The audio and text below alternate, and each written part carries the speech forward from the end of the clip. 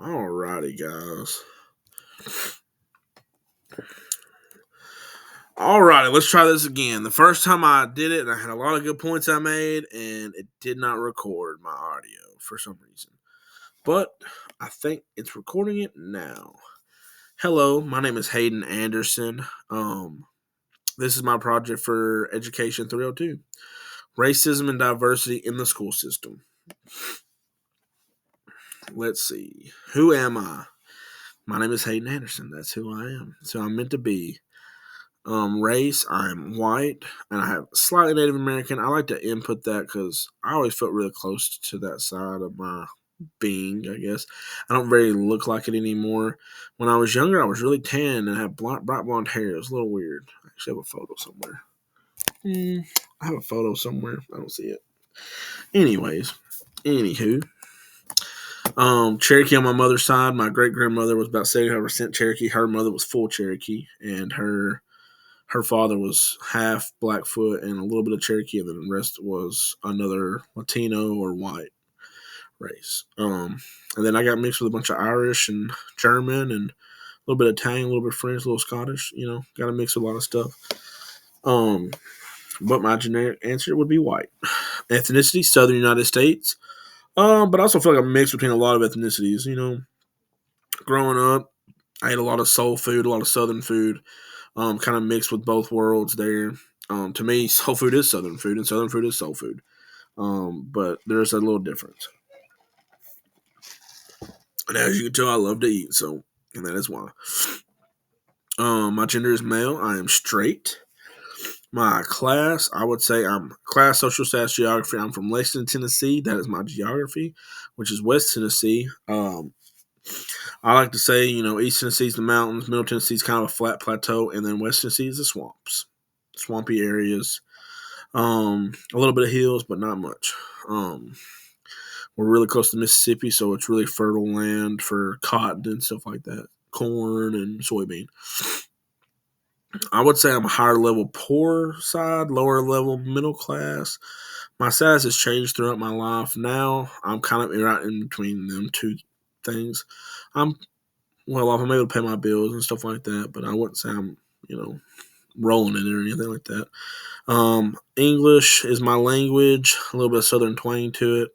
I'm a Gen Z is my generation, but all my siblings are millennials, so my tastes are millennial taste. Growing up, that's everything I knew was millennial stuff, pretty much, and I kind of followed behind them. I always stay close to their taste because that's who I grew up with. And then let me put my head down here so y'all can see everything. What will we learn about diversity, racism in the education system in my project?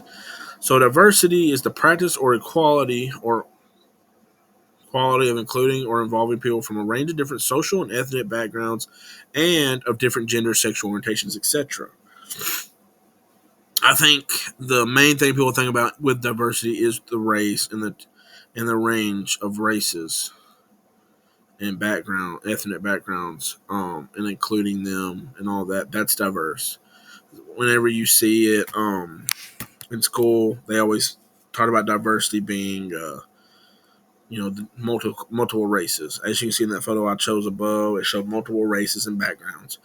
But I think a big part of that is also social status. I mean, if you can get a poor person and a rich person to work together and treat each other fairly, I feel like that's a big win for society reasons. And I think that would be really great in today's world. And also, I mean, you see multiple races working together. That's a great thing as well. Now, racism, prejudice, discrimination, antagonism by an individual, community, or institution against a person or people on the basis of their membership in a particular racial or ethnic background. Typically, this is more towards the minorities or anybody that's marginalized. Now, that last part, the typical one that is minority, like that's usually who's racist against, or there's usually people that are racist towards them. Is what I mean. It's usually minorities. But that doesn't mean it can't happen to the majority, which is the white people, what we call white people, or European, Mountain of Caucasus. That's how you say it. But the general white population, they can be people can be racist to them too. And I've seen it every which way. Unfortunately, I wish I didn't know what racism was, and I wish none of us knew what racism was, because that way we would all just love one another like God intended. Um, but yeah, we're gonna talk about that. It's gonna be great. Um, Another thing in the education system is punishment unfairness, and this is basically the intolerance of other races when they misbehave, and the difference in punishment based on race. Now, that is my words to the exact. That's my definition of punishment unfairness. Which there's also ways that it can be unfair, also based on social status too. We'll talk about that, about how maybe a rich person will be able to talk his way out of a certain situation that a poor person just doesn't have the resources to do so. And that is a very important thing that we need to kind of nip in the bud, where everybody is just treated the same and fairly throughout. My next slide is about research. Now, while doing my research, I found several articles that backed my point, and I picked a select few that I feel like backed it to a way that showed the education system towards the black people, which is my main focus. Because in my area, we do have a pretty down the middle white versus black, a white black population. So, when doing so, if I'm going to be a teacher in this area, I need to understand my black students' background and what they go through to day life, and their intolerance, or the intolerance of the education system to bad behavior against black people. They punish them indifferently. They punish them differently, however, which we just need to nip in the bud. Everybody should be punished the same way, and that's that.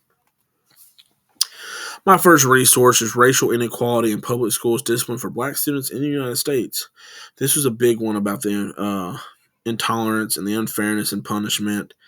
It talks a lot about how a black student could do one thing and get the book thrown at them, and then the white person could do the same thing and still get in trouble, but not nearly get the book thrown at them and get less off on the authority and everything. They don't get as much punishment. They're less off on the punishment. Now, this article gave a lot of great examples of this, and it showed a lot of racial inequalities in the public school. Which it really opened my eyes to the issues that black students face. And I hope to be an advocate for the black students in any minority group, in any majority group, anybody really, and make sure they're all treated fairly in our school systems. Resource number 2, inequality in schools. Now, this is basically going to talk about the inequality of resources that students are able to get based on their race. Now, of course, this is going to make a big difference between on the school's budgets in their areas, and where maybe a white area has more, what's the word? More people, funding their school to help make the school system better. I mean, there's a lot of things going into this, and why certain schools or certain racial groups might not get a fair shake or a fair chance at a great education. One of the stats I do know is that black people or other minorities are more likely to be closer to inner cities, and based on what I've read, teachers don't like to go to inner cities because they already don't make a lot. They try to stick to more rural areas or small towns, or just the outer city areas where they will get paid pretty good, and also the cost of living is lower. Now, this could hurt black students and other minority groups that are in the inner cities, because if the teachers are really, really good on the outer cities and the teachers in the inner cities, and to get teachers to come to the inner cities usually means their qualifications aren't as good. And I've seen a lot of research towards that, and I wish we could find a way to cover the gap and get some of the good teachers throughout. And I would like to think that hopefully our education system is going to start weaning out the bad teachers and trying to enforce a lot of the good teachers into every area. Resource number 3, tell me up here, to understand structural racism, look at our schools. Now, this pretty much just goes through the structure of our education system and why it is inherently racist, the old structure that we've used for many, many, many years, and how we need to revamp our structure of our education system to make it have more equality and be more diverse throughout, and also protect every student. Every student should be given a great education and be ready for the next step in their education, which is like college, vocational school, anything like that. They should be given the opportunity to further themselves and be successful in life. That's what we really want for our students, is to be successful. And I feel like this article hit the nail on the coffin right there. It talks a lot about black students and how they're structurally racist against, or the system is inherently and structurally racist against them, and how it's racist against a lot of minorities, and how and I also think it's also, I wouldn't say racist, but I also think it's against a lot of the lesser social status people as well. I mean, it was very difficult for me being in the lower or the higher poor side and not having a lot of resources that my parents could give me. Me just having to rely on the public system's resources wasn't the best. And I know for my friends that are of another race or minority, um, it was just as difficult for them too. So I can kind of get where it is difficult, but I still feel like I was probably a little bit better off, and I wish it could be equal for everybody. My big takeaways now: equality. We really need equality a lot. I mean, it's a great thing to have equality throughout, and everybody just being equal. I think that it goes from social status to different races, ethnic backgrounds. Everybody should get treated the same. Um, we're all children of God, and I believe that, and I don't believe any race or any background or any social status should get a higher shake at life and having higher chance at success than anybody else. I think if you can work hard, you should be successful, especially in America, where we always say dreams are made and everything like that. And the American dream, that American dream is starting to die slowly. And was it ever really there? That's a big question too, and a big takeaway. I feel like equality. Yes, we do have equality on paper, but is each individual citizen given an equal stance, an equal um, mind, an equal shake at success, and treated fairly throughout in each business, each school system, etc. Another big takeaway is racism. Uh, in our education system, racism lives. Now, is it as bad as it was 20, 30 years ago? Obviously, probably not. But there is still people in our education system that are racist towards other minorities. And there could also be minorities in the system as well that are racist against white people or the majority. It can go both ways. That's a very important thing, that it can go both ways, that we just need to kind of nip racism in the bud and try to give everybody a fair chance at a good education. That way they can further themselves and have success. That is a very important thing. Now, unfair punishment is the last thing I had on big takeaways. We need to cut out the unfair punishment. Obviously, if person A does something that person B just did the same thing, they should both have the same punishment. There's not really a reason not to. They should have the same punishment. The only difference I could see is if let's say person A has done a lot more bad things, so his punishment should be a little bit more, just so that way he still understands he did something bad. If you give him the same punishment, he may not care, and he may do something bad again, and then you're just going to keep on doing bad things because the punishment, he doesn't care. It doesn't affect him as bad. And obviously, like guilty conscience and stuff like that, he may not have it. You just never know. So I feel like our punishment's got to be same throughout.